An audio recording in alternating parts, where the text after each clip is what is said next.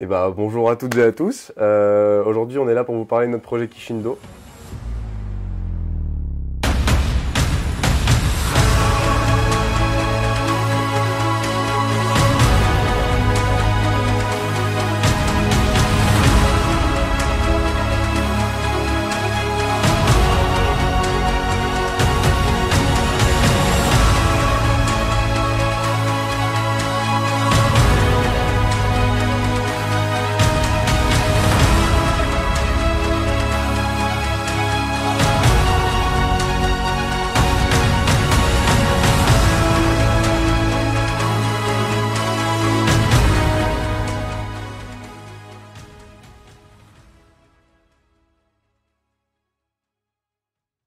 Moi, c'est Lucas Cerruti, du coup. Je suis photographe vidéaste animalier de passion pour le moment.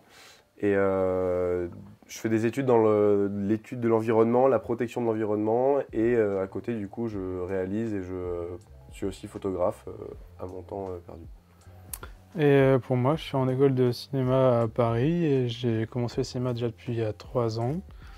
Je réalise, je suis refilé en montage.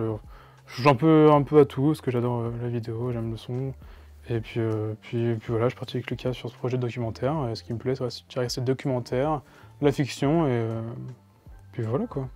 Et donc, nous, pour mettre un peu plus de contexte sur qui on est en tant que nous deux, ça fait 16 ans qu'on se connaît, du coup.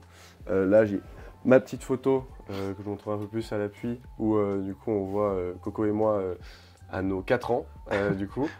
Et en fait, on a toujours été ensemble.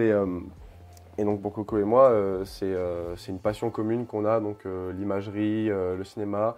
La nature aussi, parce qu'on vit du coup à la montagne. Je dirais surtout qu'à la base, c'est parti parce qu'on aimait ça.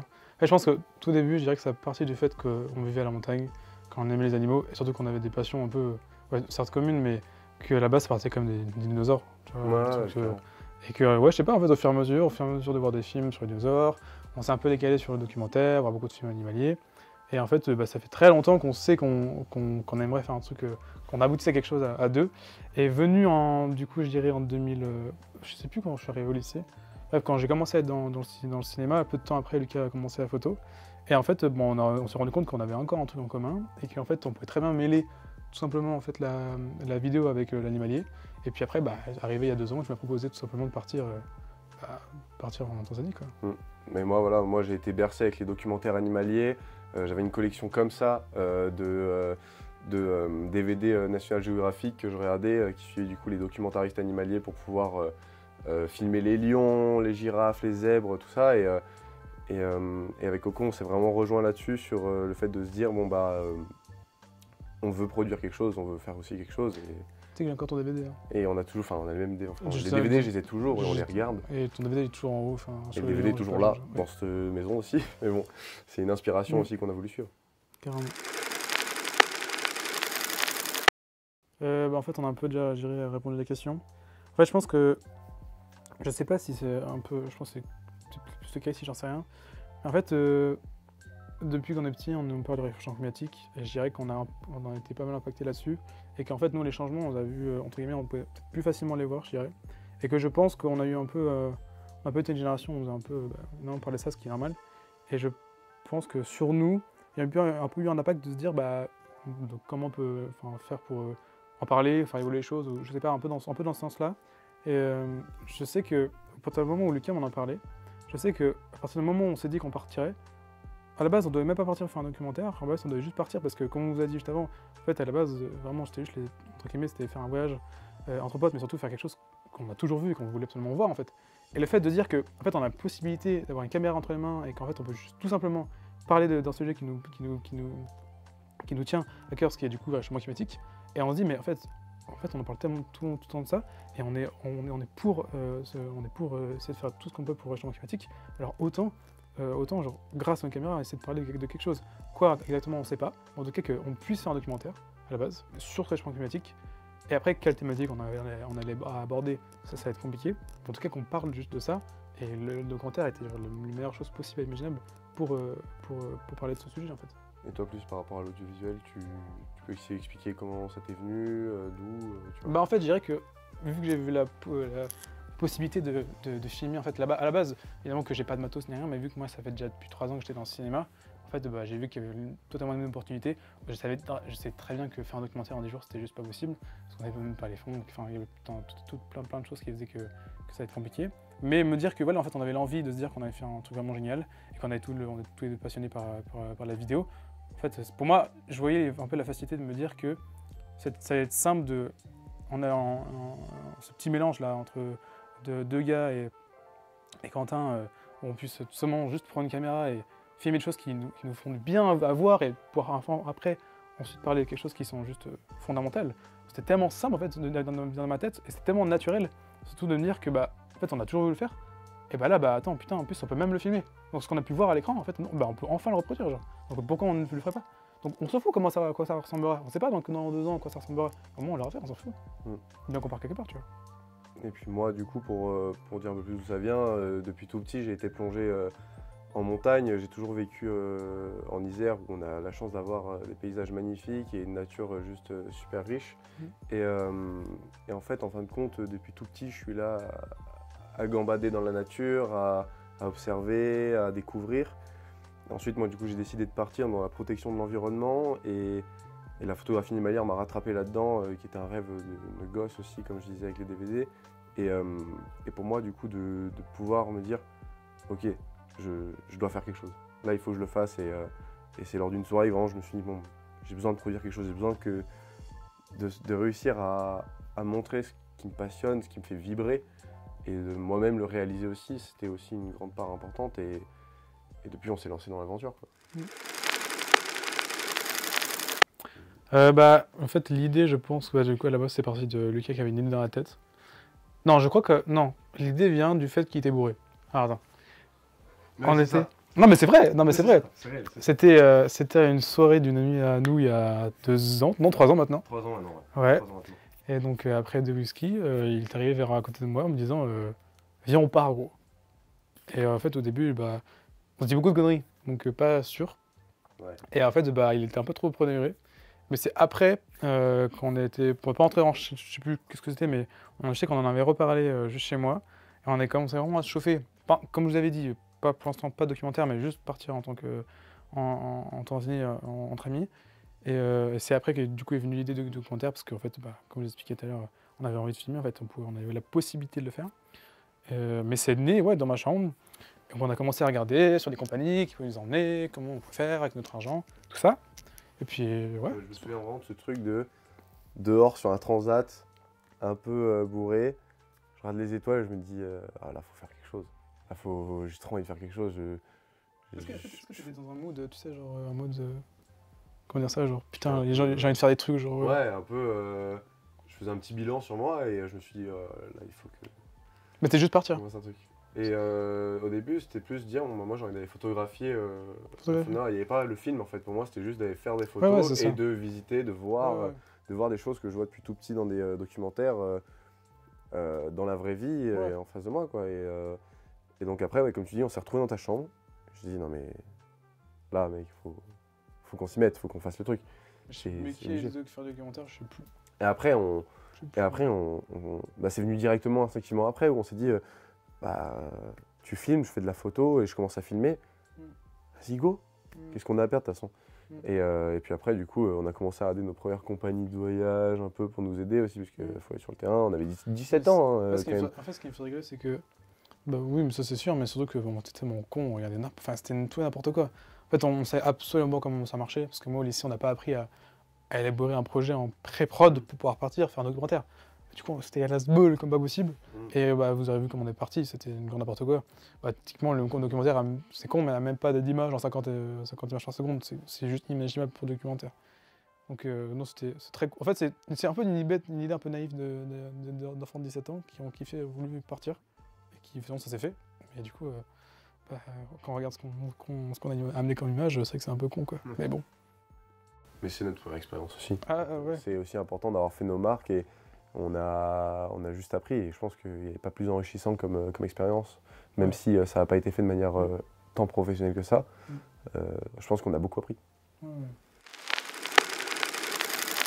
Dans beaucoup de documentaires ou dans beaucoup d'imagerie animalière qu'on voit. La Tanzanie, c'est un puits de biodiversité. C'est un endroit où on retrouve des centaines de milliers d'individus de chaque espèce. On a des grands flux migratoires. Et en fait, quand j'ai vu ça, je croyais voir Avatar en termes de richesse en biodiversité. On trouvait ça tellement vivant, tellement beau. Et il y avait tellement de choses à voir qu'on rêvait de voir comme le Roi Lion, quoi. Et en fait, la Tanzanie, c'est vraiment parce que on savait qu'il y avait beaucoup de choses à filmer là-bas et que d'autant plus, on aurait pu aussi voir des choses et montrer des choses. C'est aussi le grand pari qu'on a C'est fait. sûr que ça raccordait bien, parce qu'avec l'image, en fait, à la base, voilà, à la base, on a tout de suite dit Tanzanie. Ou je crois que c'est juste Afrique ou Kenya, je sais plus exactement. On avait dit Afrique subsaharienne au début. Ouais, je sais plus, c'est une question d'argent, je sais plus exactement. Mais je sais que tout de suite, en fait, ça tombait très bien, parce que c'est une biodiversité absolument immense, tellement riche. Et du coup, il y avait tellement de choses à en parler. C'est là qu'on a fait, ok, il y a moyen de faire un sujet, et du coup, il faut l'élaborer. Exactement. Je sais pas si tu peux ajouter des trucs là-dessus, mais... Je dirais que c'est... Comme type de projet, en fait, c'est un projet rêveur. C'est notre rêve qu'on a essayé de faire. Et en fait, on s'est heurté aussi à beaucoup de choses de la réalité qui ont fait qu'on a pu se dire que ça marchait pas comme on le pensait. Et on a dû vivre avec et le faire avec. Et surpasser certaines choses. Ouais. Et je pense que c'est vraiment, en fait, si on devait poser un terme dessus, ce serait le projet rêveur. C'est que... c'est un projet où on a manqué de maturité par moment parce qu'on était aussi très jeunes et où maintenant on arrive à avoir un recul plus grand sur comment faire pour les prochaines fois et sur ce qu'on aurait dû mieux faire ou ce qu'on a bien fait aussi, parce qu'il faut savoir le dire. Mais un projet rêveur, ouais, parce que tout part d'un rêve et après c'est là où tu te rends compte de la réalité des choses aussi. Notre vision de ce projet, elle a évolué tout au long de l'aventure. Ça, c'était très compliqué aussi. Hein. Le fait que, déjà qu'on n'avait pas les bonnes démarches pour, même on n'avait pas la bonne manière de faire, ça s'est freiné pendant je sais pas combien de temps. C'est normal, on apprend, mais c'est des choses que je pense qu'on n'aurait peut-être pas pu faire si on avait eu encore plus d'années d'expérience. Parce qu'on a vu qu'on n'était pas vraiment encore dans les écoles et qu'on avait commencé là-dedans, on n'avait aucune manière de comment ça marche, mais typiquement, moi j'ai appris à savoir travailler en équipe. Et pour moi, je pensais pouvoir vraiment avancer tout seul sur la post-production, c'est impossible. Impossible. Ouais. Du coup, ouais, c'est extrêmement formateur comme expérience. Ah non, mais... on est vraiment parti de rien, quoi. Genre... Alors, Kishindo, c'est un nom qu'on n'a pas choisi par hasard et qu'on a choisi du coup avant de partir pour pouvoir en fait avoir une certaine logique. C'est-à-dire que on voulait le nom du projet, enfin du film, pour pouvoir avoir un peu la thématique et ce dont on avait parlé, donc, qui était la crise de la biodiversité, le réchauffement climatique, le changement climatique. Et donc, on a décidé aussi de prendre un nom par une langue qui est parlée là-bas, en fait, directement à l'étranger, sur le territoire où on allait aller, parce qu'on n'était pas encore exactement certain. Mais le Swahili est une langue qui était beaucoup parlée en Afrique subsaharienne, dans de nombreux pays. Et donc on a décidé de choisir Kishindo parce que ça veut dire le rugissement en Swahili. The Last Hope, du coup, une sorte d'appel à l'aide de la nature par la chute de la biodiversité, la grande crise climatique qu'on est en train de traverser et qu'on va continuer de traverser, qui sont les thèmes qu'on aborde. Du coup, on a décidé de choisir vraiment ce nom d'une sorte d'appel à l'aide, en ayant toujours l'écho à l'Afrique avec cette langue-là. Après, les gens ne le savent pas, mais je sais que dans ma tête, Kishindo, je trouve que ça ressemble bien. Et ce que j'aime bien avec ce mot, c'était très provocateur, je trouve. En fait, les gens ne savent pas que c'est un rugissement, mais je trouve que c'est un... Ouais, je trouve que c'est une bonne gueule, mais que ça reflétait quelque chose de bien grand, bien plus grand derrière, tu vois. Après, The Last Hope, ouais, pareil, c'est toujours un peu en écho avec toujours avec les animaux, en fait, parce que ça parle exactement de ça. Donc je pense que le Kishindo The Last Hope, je pense que c'était la meilleure manière de le titrer, je pense. Et puis de définir aussi, du coup, la grande thématique de notre film, en fait. C'était ça. C'est ça, cet objectif-là. Du coup, voilà ce que ça signifie, Kishindo. Ce déclic-là de se dire, ok, on va le faire, c'est quand on en a commencé à en parler à nos parents, parce qu'à l'époque, on avait 17 ans. Donc on était super jeunes, mine de rien. Et en fait, sans nos parents, ça n'aurait pas été possible. Mais du coup, quand on a parlé aux parents et qu'ils ont fait « Ok les gars, c'est bien, vous avez un projet, vous êtes jeunes et tout, c'est beau. Maintenant, vous voulez le faire? On va trouver un moyen de le faire. » Et du coup, moi, notamment ma mère beaucoup, mais aussi énormément mon père. Ils se sont impliqués à fond et en fait, ils sont ultra donnés avec nous pour qu'on puisse le faire. Et sous plusieurs aspects, hein. Mais le déclic, c'est comme je dis, à cette soirée, j'ai eu cette envie.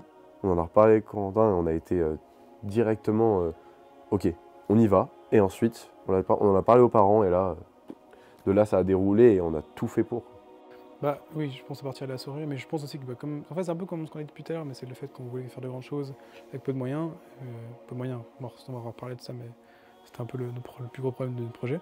Mais ouais, je sais pas, en fait, je sais pas, on avait une envie de se dire ça fait très longtemps qu'on est potes et qu'on a un peu une force mentale et on arrive, en fait, on a un truc qui fait qu'on arrive à s'accrocher très rapidement sur beaucoup de sujets, et dont celui-là. Et je sais pas, être leader d'un projet avec lui, je trouve que il y avait un truc, c'était plus simple, mais c'est que c'était très soudé, que ça allait pas se fissurer en bout de 2 minutes et demie, tu vois.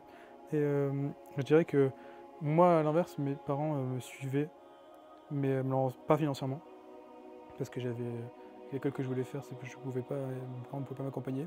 Du coup, c'était un peu une raison de plus de me dire que il va falloir que je finance automatiquement, qu'il va falloir qu'on trouve des solutions pour qu'on nous aide pour le projet, et que moi je trouve des solutions pour qu'on m'aide aussi pour financement. Et je pense que le fait on a eu foi réellement dans ce projet a fait qu'en fait j'ai réussi à pouvoir travailler sur un truc qui me plaisait. C'est trop bien, en fait on partait comme des cons, mais je sais pas, je trouve que j'ai pas mal un truc de me dire que j'y croyais vraiment, vraiment à fond, et je me suis vraiment donné pour essayer de trouver des financements. Et ah ouais, je sais pas, je trouve que le fait que, en fait je pense qu'il y a un peu aussi la dépendance de ne pas être financé par les parents qui a fait que du coup je dis là il va falloir qu'on se démène et que je me démène, tu vois. Et me dire que je partais avec toi, en fait on y croyait énormément. Vraiment, genre, il y a aucun moment où on y croyait moins. Vraiment, je trouve qu'on n'a jamais eu une redescente ou autre, tu vois. Il y a cru tout du long. Ouais. Tout du long. Il y a des moments où on a commencé à perdre espoir, mais il y en avait tout le temps Ouais, mais je sais pas, l'un ou l'autre qui relançait le truc. je Qui disait pense non, que le plus dur, pas. ça a été le moment où on savait qu'on est parti en études supérieures et qu'on s'est dit, ok, sauf qu'après, on pourra peut-être pas forcément repartir comme ça parce que c'est compliqué. Et que chacun, on s'est dit, en fait, là, tu fais le choix de si tu vas, ok, mais du coup, il faut que financièrement, ça soit bon. Là, on a peut-être pris tes billets, mais il faut qu'après, genre, faut que t'assures. Genre. Et là, c'est quoi, c'était en février qu'on a pris les billets, je crois. Février, on a pris les billets. Ouais, voilà. En février, on a opté pour dire, ok, là, maintenant, il faut que t'as déjà commencé, mais il faut que tu continues, il faut que on termine les financements pour que ça se fait. Genre. Là, j'avoue que c'est moi, c'était une grosse décision quand même. De savoir si je peux faire ça. En fait, nous, quand on a organisé le truc, de manière concrète, c'est d'abord le voyage, ensuite le tournage. Ce qui a pas été le plus, en fait, ce qui était le plus judicieux pour nous, avec les moyens qu'on avait, le temps qu'on avait et les ressources, mais ce qui pour une grande boîte de prod ou pour tout autre documentaire animalier n'est pas possible à faire. Tu peux pas baser ton organisation sur d'abord ton voyage et ensuite la réalisation pure et dure. Parce que nous, on l'a fait un peu à l'inverse, on a d'abord prévu notre voyage et ensuite on a calé notre tournage en fait, comme on pouvait aussi, parce que c'est la nature toujours. Mais nous, on a été beaucoup plus dans cette optique-là, où en gros, et comme tu dis, on a organisé tout le voyage, vol, organisation, véhicule, tout ça. Et ensuite, on s'est dit, là, on sait qu'on va être là, on va pouvoir filmer ça. Et l'organisation s'est décryptée en vraiment, d'abord le voyage en tant que tel, et ensuite la réalisation. C'est un peu ça. Mais ouais, genre, je dis quand même que nos parents ont été d'une grande aide. Bah oui. Oui, parce qu'on sait pas du tout comment on faisait pour partir, ou même pour prendre des billets d'avion. Donc, oui, sur nos parents, on n'aurait pas fait ce projet. Ouais, non, du tout. Pour parler de manière concrète et efficace de ce que ça a été notre financement, c'est une cagnotte qui nous a rapporté par le don d'amis, de connaissances ou juste de personnes lambda qui voyaient le projet. Ça nous a rapporté un très grand plus qui a financé à quasiment 45% notre projet. À ne pas négliger nos parents qui nous ont aidés à nous financer, ce qui est certain et où on est extrêmement chanceux. Du travail perso aussi, comme Corentin le disait, où lui, il est beaucoup plus moi aussi, mais moins. Aller travailler dans des entreprises en tant que jeune et réussir à récolter des fonds. Et aussi, du coup, un programme départemental de financement qui était le Coup de pouce Jeunes Isère, où on est passé en commission, on a présenté notre projet de manière en exposé, et en fait on a débloqué des fonds grâce au département de l'Isère. Donc ça, c'est toutes les facettes différentes du financement, de ce que ça a pu être. Donc à 17 ans, d'aller proposer un projet comme ça devant 5-6 adultes qui ont de l'expérience, du recul dans la vie, et que toi, tu es petit, jeune, comme ça, tu as à peine 2 poils sous le bouc, là. Enfin moi, non, mais... C'était quand, mec, putain, de passer devant le jury. De passer dans ce jury, c'était En tellement plus, tu sais que tu impressionnant. m'avais dit, je crois que tu m'avais dit, genre, je crois même pas, je crois quelques jours avant, on me dire, faut faire une diapo, et il faut passer devant le jury, et sinon on n'a pas de thune. Et je me dis, mais quoi? Et du coup, en fait, j'ai dû faire un diapo comme ça, un peu con. On l'a su, voilà, Et- la et rage on a- aussi. J'ai vite fait de parcours et tout. Enfin, si, en fait, on savait ce qu'on allait faire. Mais putain, ça me stressait de passer devant un jury. Genre, c'est con. C'est super stressant. Et de passer devant un jury de gens qui étaient devant nous en mode, oui, alors pourquoi faire ça? Alors, après, ils étaient adorables. Très cool. Ouais, ils étaient hyper accompagnateurs, Mais c'était pour génial. nous, en tant que jeunes, c'était Très accueillant, ouais. perturbant. Mais j'avoue que faire un truc en. On n'a pas fait ça en 2 spies, le diapo, mais j'ai un peu prévenu tardivement. Je sais plus trop comment ça s'est fait. Mais juste quand t'es à la salle d'attente pour attendre et que chaque projet est passé, et après c'était à nous. Et de passer devant les gens et dire bonjour, on est des amis qui veulent faire un film. Ouais, bref. Non. Pour débuter, je dirais mal. Faut pas se cacher. Mm. Très mal. C'est pas ce qu'on en pensait. En fait, pour que vous sachiez, ce qui s'est passé, c'est qu'on a négligé énormément l'écriture du film, surtout celle de la voix off. Et en fait, on s'est dit, je sais pas pourquoi on s'est dit ça, et pourtant on le savait, on nous avait dit, mais on s'est dit peut-être qu'en faisant cette méthode, ça allait marcher, que l'image allait nous apporter, même les sujets qu'on avait, que l'image allait apporter en fait le texte. En fait, on a rajouté le texte par-dessus. Ce qu'il ne faut absolument pas faire, et je sais pas pourquoi on s'est dit ça, je crois que c'était en décembre, on s'est dit qu'on part sur une très mauvaise voie. On a perdu pas mal de mois, en fait, j'ai beau chercher des plans, en fonction des sujets, de les regrouper ensemble, en sachant que c'est un documentaire, on est parti que 10 jours, et c'est un road trip en fait. Donc en road trip, il y a beaucoup d'images différentes, de beaucoup de lieux différents, et en fait, avoir un sujet, ça a été extrêmement compliqué. Et en fait, on a apporté la voix off après. C'est là qu'on a compris tout de suite que, ça peut paraître bêta, mais je sais pas pourquoi on n'y a pas réfléchi. Mais en fait, tout de suite qu'on a apporté la voix off, en fait, c'est con, mais en fait, on avait enfin une ligne directrice. Ce qui est juste la base dans un film, mais le fil rouge est arrivé après que les images. Donc c'est un peu con, mais c'est pas censé arriver. Et du coup, donc il y a eu ces premières étapes où du coup, on a eu l'ajout de la voix off qui a fait que du coup, on a pu totalement enfin mettre l'image par-dessus et que moi je sois soulagé et que je puisse enfin mettre des images sur une voix off qui correspond avec les sujets qu'on avait récupérés, qu'on avait abordés dans le documentaire. Et après, il y a eu, comme ce que j'ai dit tout à l'heure, le sujet du coup de l'équipe. Je ne vais pas revenir 1000 fois dessus, mais qu'on n'a pas été en équipe et le fait qu'on n'a pas été en équipe a fait que j'ai trop sous-estimé le fait qu'en post-production, il faut être plusieurs et pas tout seul. J'ai reçu les avis de plusieurs personnes, mais c'est en règle générale, c'est mieux d'être à deux sur un montage, ce qui est normal. Mais pareil, on ne savait pas forcément. Et on a trop sous-estimé. Et on pensait pas que on sait pas que c'est ça le problème. Je pense aussi. On s'en doutait, mais on ne pensait pas que c'est ça qui faisait que ça avait un problème. Donc il y a eu le moment où on a carrément, donc c'est beaucoup plus récent, parce qu'il y a eu plusieurs problèmes entre, mais plus récemment, vers été, du coup, vers début d'été, en fait, on s'est juste mis en confrontation, on s'est dit, bah en fait, les fois où juste je retourne à Grenoble et qu'on est ensemble, on est 100 fois plus efficace que si on est chacun éloigné. Et en fait, depuis, on s'appelle beaucoup plus régulièrement, je l'appelle pour la voix off, on s'appelle pour le montage, et on s'appelle beaucoup plus souvent, ce qui a amené en fait à recommencer quasiment le montage en juillet. Et du coup, on est reparti dans une bonne voie, mais on a perdu vraiment...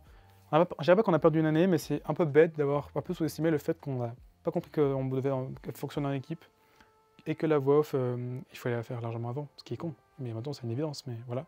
Donc là, typiquement, on est en train de faire la voix off pour enfin finir les images. Et puis il y a aussi le fait que maintenant, depuis peu, Corentin a monté sa réelle équipe de post-production avec un étalonneur, un mixeur, avec quelqu'un pour la musique. La voix off, bon, on l'a fait nous-mêmes, du coup, c'est nous qui nous occupons pour l'écriture et pour la réalisation de cette voix off. Mais on a aussi du coup quelqu'un qui est chargé de la communication, des graphistes, animateurs. Enfin voilà, on vient de s'entourer de toute une grosse équipe pour pouvoir être soulagé dans ce travail-là. Et parce que, en fait, derrière un film, il n'y a pas qu'un cadreur et un monteur, il y a 1001 métiers en fait, en fonction du film que tu fais toujours. Mais on a découvert ça et un peu sur le tas parce que c'était notre première expérience. Mais du coup, là, on a pu monter cette équipe-là pour mieux avancer. Et maintenant, il n'y a plus qu'à envoyer. Quand on part comme ça, entre meilleurs potes, aussi loin, qu'il y a tout le temps un peu des petites galères et tout. Ouais, on a plein de choses à raconter, je pense.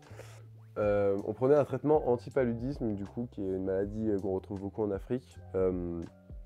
Et au bout du 5e, 6e jour, Ah, c'était Serengeti, ouais. Deuxième nuit, Serengeti. Deuxième nuit du Serengeti, je me lève en pleine nuit, je vais aux toilettes et je sens que là, ça va pas. Là, j'ai mal au ventre. Oui, ça part de les deux. Enfin, je sens les deux qui bougent un peu dans le lit. Je bouge un peu dans le lit et moi, je me sens pas bien. Je vais aux toilettes une première fois, je fais ce que j'ai à faire, voilà. Et puis, j'entends Quentin se lever et je me dis, non mais là, c'est pas possible, faut que j'y retourne. Là, faut que je trouve un moyen. On nous a dit, interdiction de sortir des tentes.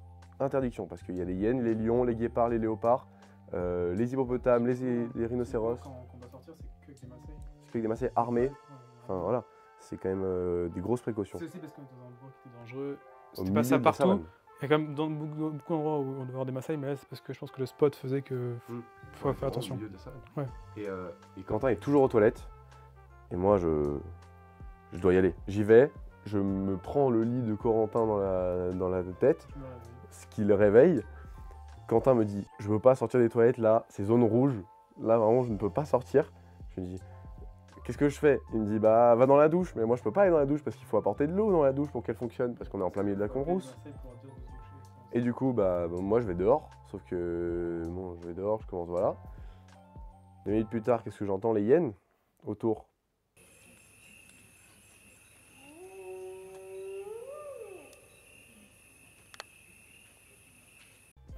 Du coup, bah, moi, je commence à avoir un peu les chocottes. Et du coup, bah, je rentre à une vitesse dans la tente. Et toute la nuit fut des allers-retours aux toilettes. On se sentait mal et on n'en pouvait plus. C'était affreux. Après, je me suis rendormi longtemps après. Parce que Voodoo, c'est un festival de vous-même, enfin de trucs qui sortent de vos fesses là. Après, si on doit parler vraiment fun fact aussi, je pense que la première journée de tournage, c'était le déluge. Quand je dis déluge, c'est que c'est rien allé. On a filmé sur une barque, mais il faut aller filmer sur une barque avec une caméra sur trépied qui pèse 5 kg. En longue focale, il n'y a aucun plan, quasiment. Il n'y a quasiment aucun plan animalier qui n'a pu être gardé au montage parce que à cause de la barque qui tanguait en fait. Vraiment, c'était. Enfin, typiquement, c'est aussi des aléas du tournage où on s'est rendu compte, quoi. Et on n'a pas pu, du coup, garder ça au montage, typiquement. Très triste parce qu'il y avait une biodiversité de dingue, c'était extrêmement riche comme lieu, vraiment. Plus sur un ressenti là-bas, quand on a passé 24 heures dans un village Sanjo, qui est une tribu de là-bas, et en fait, ce qui a été fou de voir, c'était quand même. Les hommes nous parlaient, les enfants aussi, et les femmes, par contre, ne nous parlaient pas, ne nous adressaient pas la parole, sauf à la mère de Quentin. Mais en fait, c'est limite, si elles fuyaient le regard, elles n'avaient pas le droit de nous approcher, à part pour nous servir à manger. En fait, c'est une sorte de retour en arrière dans une structure de société qui était quand même folle. Et ouais, ça m'a beaucoup marqué, quoi, quand même. Je sais que quand j'ai dormi avec Quentin, la nuit, j'étais hyper intrigué parce que, bah, certes, on s'est fait réveiller toutes les 2 minutes parce qu'il y avait plein de bruit partout. Et dont alors c'est bête à dire, mais dont des gens vraiment bourrés, et alcoolisés ou je sais pas, et qu'en fait il y a plein de gens qui étaient très très bourrés, et qui criaient des cris, mais un peu de désespoir ou autre, mais je sais pas. Il y avait vraiment beaucoup de gens qui étaient la nuit, bourrés, à faire je sais pas trop quoi, mais un peu des fois faire des appels, c'était très très bizarre. Mais du coup, j'ai ressenti que là-bas c'était très fréquent, bête à dire, mais je m'attendais pas tant, et c'était, ouais. Mais après l'arrivée du coq le matin qui nous a réveillés, mais la douche, bah si, la douche quand même, Ouais, la douche sans l'eau courante, juste avec un seau, ça. C'était une douche où en fait on devait se doucher avec un seau d'eau très brûlant et un seau très très froid. mélangé. Et comment on se savonnait? On savonnait pas. Et si, avec du savon. Du savon? Ouais, savon, ouais. Et au-dessus plein de toiles d'araignée, c'était un régal. C'était très drôle, en vrai c'était quand même très drôle. Ce qui est plus drôle, c'était être avec Quentin dans la douche. C'était pas là, toi, mais. De comprendre une sorte de mode de vie quand même vachement différent du nôtre en Occident en fait, qui était super intéressant à voir aussi. Et voilà, je pense que c'était une des plus belles expériences qu'on ait pu vivre.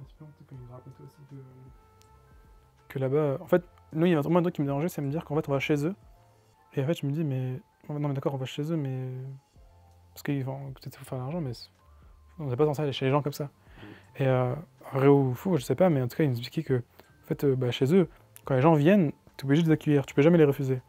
En fait, là-bas, il n'y a pas de, ah bah non, ces gens que je connais pas ou autres, je les prends pas. Non, en fait, ils sont dans leurs origines, je sais pas. Ils sont obligés d'accepter les gens qui viennent chez eux.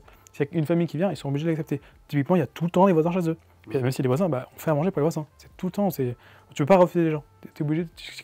S'ils font l'un chez l'autre, bah, ok, pas de problème. Oui, c'est des règles de politesse, de Ouais. vie différentes par rapport à ici, c'est sûr et certain. Moi, vraiment, pas le meilleur souvenir, en mode, c'est celui qui m'a rendu le plus heureux, mais c'est le souvenir avec le plus d'émotion. Je pense que c'est réellement quand même la toute première fois qu'on a vu les éléphants. Moi, ça m'a... J'avais toujours rêvé d'en voir dans leur milieu naturel et en fait, j'en ai jamais vu.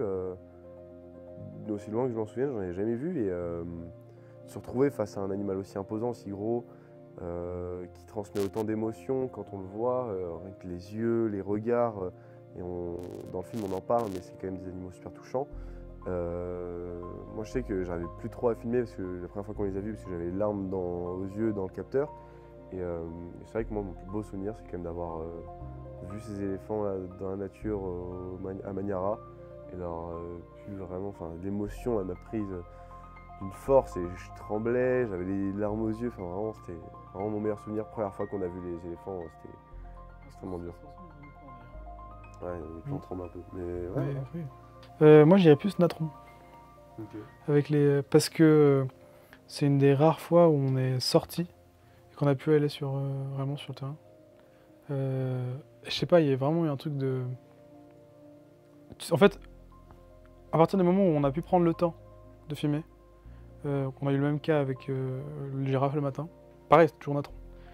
Mais en fait, ça rend même à l'image, parce que l'image, c'est une belle partie du docu. Parce qu'on a pu y rester vraiment longtemps. Et c'est juste le fait de... T'as plus le temps de rester longtemps, d'observer, et de voir voler la caméra. Moi, je dirais pas forcément... Je dirais toujours Quentin, mais entre guillemets, tu faisais ta vie, j'allais voir toi, j'allais voir Quentin. Je suis vraiment posé.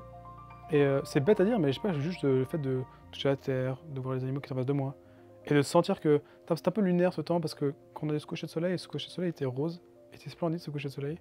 Et je sais pas, j'ai vraiment un truc de me dire que je sais pas, j'arrivais pas trop à me situer où j'étais à ce moment-là. C'était très bizarre.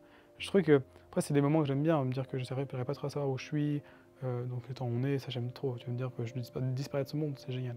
Et ce moment-là, il m'est vraiment resté rêvé parce que je voyais tous ces animaux que je ne comprends, enfin, qui n'étaient pas censés être là dans ma vie en fait, tu vois. Me dire que je suis de face avec eux, et que tous ces flamants nains, ce coucher de soleil, le fait que bah là, je suis assis sur leur même terre. Et c'était, enfin, je sais pas. J'ai vraiment eu cette impression de me dire que ah bah putain, bah, en fait, bah non, on y est vraiment là. Je sais, waouh. Et j'ai beaucoup de réflexions sur me dire que c'était dingue quoi. Enfin, je sais pas. Trop de trucs à dire, mais en même temps, rien. Je sais pas. C'était très, très particulier. Je partage complètement ce que tu dis. Enfin, d'ailleurs, mais Nathan, c'était ce moment où on était vraiment. On pouvait sortir c'était le moment où on marchait quoi. Enfin, on n'était pas dans le véhicule et du coup, c'était spécial. C'est un truc qui manquait. Hein. Parce que je suis pas à pied. Le truc du véhicule, en fait, c'est normal, on n'a pas l'argent pour pouvoir sortir longtemps.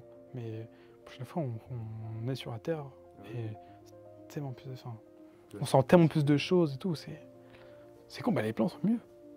Quand ces scènes-là sont vraiment rendent quelque chose.